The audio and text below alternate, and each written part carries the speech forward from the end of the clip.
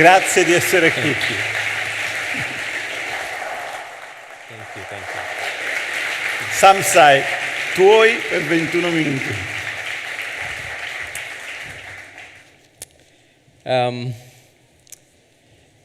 I was going to tell Dan that I should come to San Francisco and move in with him because that PowerPoint presentation was just so amazing. I'm a coffee farmer, so this is my PowerPoint.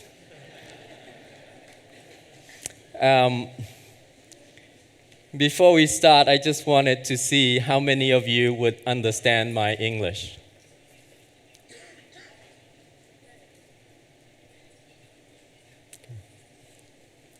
I was not going to offer to speak in Italian.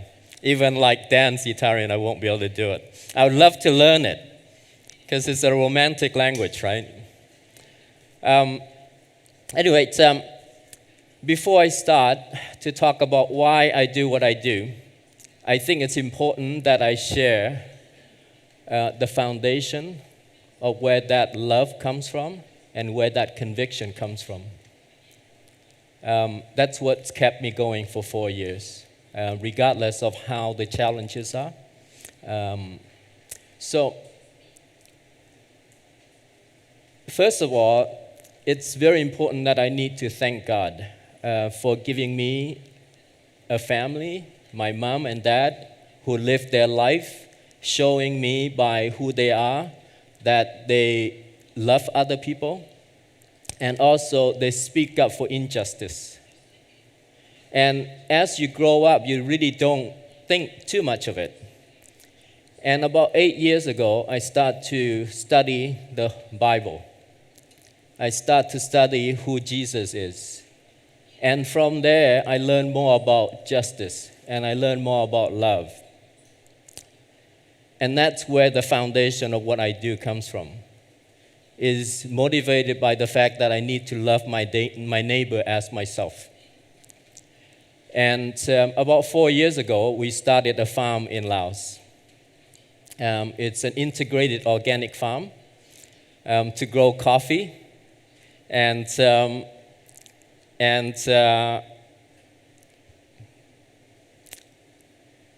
the whole system is it's nothing new. It's already existing in nature.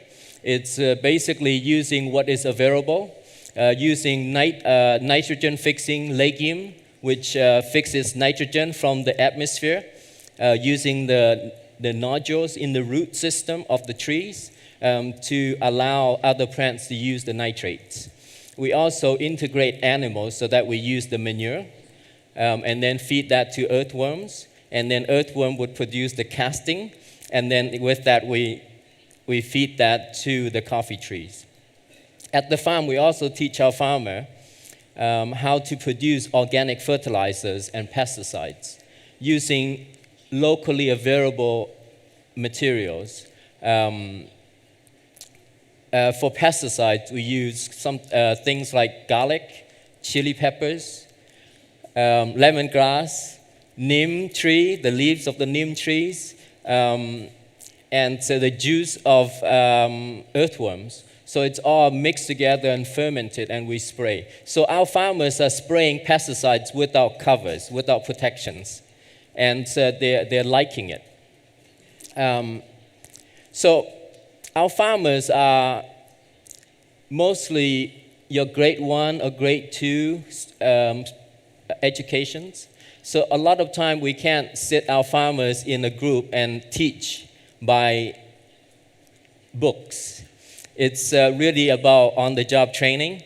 It's about going into the field, actually doing it and seeing things happen. So we do a lot of test prods. We do a lot of spray this prod, and then the test prod is no spraying and seeing the difference in how the plant grow.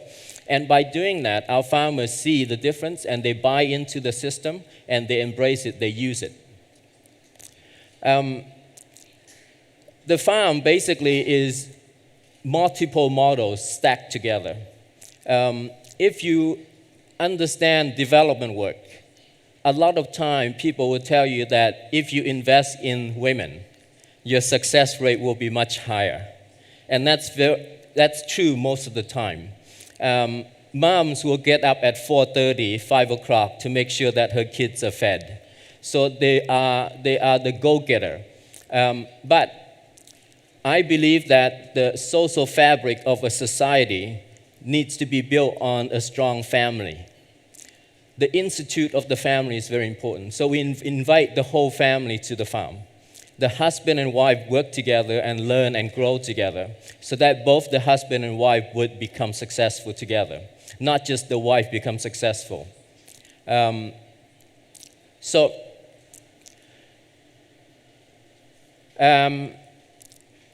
At the farm, our farmers graduate. So as they learn for 1 year, they make money, they save some money, they learn the system, and then they graduate into what we call contract farming, where they actually take 5,000 of our coffee trees and they manage it as their own. And that's the second step of their springboard into becoming a successful and independent farmers. So when they manage these contract farms, is that they make double or even triple the money that they would be working for us as a farmer. So basically, it helps them to make more money and save more money and eventually be able to buy more land. Because a lot of farming family has 4 to 5 kids. And if you were to just have 2 hectares with 4 kids, you can't really divide them. So the whole idea is that the parents need to make more money and save more money and that they buy different plots of land. When their children grow up, they can actually allocate different land to different children. So this is more sustainable going forward. Everything we do is relational. Everything we do is building relationship and friendship with our farmers. So it's a very connected community at the farm, where the teacher and the learner are connecting with each other and learning and building friendship and trusting each other. So basically, when they actually move away from the farm, they still come back to the farm and ask more questions and learn more about farming. The whole idea of equipping our farmers with the knowledge of organic farm is that we wanted to see less use of synthetic chemical fertilizers and pesticides, so that the water system is not damaged, the soil is not damaged. A lot of time, our farmers are too poor to buy chemical fertilizers. They do what we call natural farming. It just plant the seeds and let the rain and the sun do its work, and harvest when there is a fruit. But the soil is like a bank account. If you just keep withdrawing and without input, without deposit, and one day you can't withdraw anymore. So it's very important that we share that knowledge and train our farmers to understand how to supplement food into the soil so that the coffee tree will continue to produce every year without spending money to buy chemical. Now, using chemical is good in the short term, but as you use more of it, there's no biomass into the soil. Your soil becomes harder as it goes. And the farmers will find in that it's harder and harder to farm that land, and they need to put more and more chemical every year. So it's not a real sustainable system. On the plateau that where we are, we receive about 10 feet of rain every year. And if every farmer start to put chemical into the soil, the rain would start to take that chemical surplus into the stream and eventually get into the Mekong River. And basically, the people downstream from us would be drinking our chemical. So basically, the whole idea is to do away with chemical so that we can protect the water system, that the coffee that we produce is tastier because it takes longer to mature. I just wanted to share that what we found is that just being a farmer is not sustainable for our work because our farm costs money. We're training farmers and we're graduating them. So the farm itself is not sustainable. So what we're doing is that we are trying to managing the supply chain for coffee from growing, processing, roasting, and into retail and wholesale, and including going to a drink. So what we're doing now is that in Hong Kong and Malaysia, we're starting to go into retail of cafe. So it's very interesting. It seems like every steps that we go into the supply chain, we get to work with different set of people. The farmers in Laos is one set of people that we're investing in, we're training and graduating, empowering to become successful.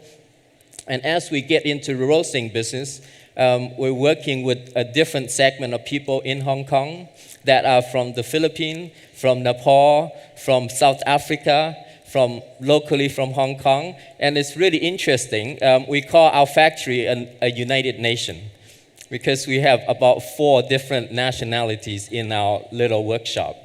So it's really interesting to see the culture, the multiple culture interacting. And we work together well because there is a sense of vision. If the business do well in the downstream, more farmers can get help. So the whole idea is that if I can cast the vision with our whole team, doesn't matter where it is, including the people that are barista making the coffee, they all need to understand that as we do our job well, successfully, and as we are able to make a profit, we can then go back and help more farmers and train more farmers and graduate more farmers and get them into contract farming and move them out into buying more land. So the whole idea is that the vision of managing the supply chain from growing coffee into a cup of coffee and working with different set of people within our team is to involve people to understand that what we do is not just a job. What we do is actually impacting other people's life in a positive way, in a way that is sustainable, that is empowering, and that it restores dignity and it restores hope.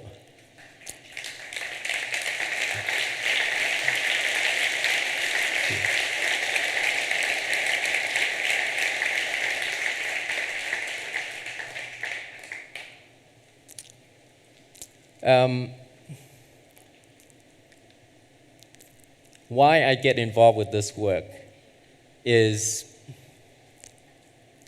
I'm not going to take money with me when I go to heaven. And I said to my son, Chris, that I'm not going to leave any money to him because God has given him a good mind, hands and feet, and he's in university, that he's fully equipped to make his own life work. So, and I'm really proud of him. He didn't just say, Dad, this is not fair. Your money should be my money. So he's doing well in school and working part-time to help fund his own school. So this is really neat for me to be able to use what is given me in terms of financial resources to see if we can use this method, to use a business model that will be sustainable and profitable, and to do the work that most of the time is drawing donations to do it. Because in the world, there is a lot of need for donation, a lot of need for charity. What we're trying to do is trying to look at a model that could be working and could be sustainable and could be profitable, and that we can look at the whole system and to see how we can reallocate the profit to make the whole system more just, more fair. The question is, why is it that the people who produce our food, that puts the food on our table, are usually the poorest people on earth? Okay? Coffee is the second biggest traded commodity in the world after oil. But coffee farmers, almost without fail, are the poorest people on earth. So there is something that is not right. The system needs to be fine-tuned. So by managing the entire supply chain, then we get to understand how, if we can reallocate, so that the farmers will get a fair, a dignified price for their harvest. Does that make sense? I've just wanted to say that the Fair Trade Organization has done a lot of good work. And I wanted to say that we need to support it, to make sure that the farmers would get paid a fair price before it gets to the market. Okay? The reason we want to link this supply chain is that we wanted to see at each link how much profit is being made, so that we can look at it and say, okay, maybe we can reallocate this. Maybe the farmers can get more money.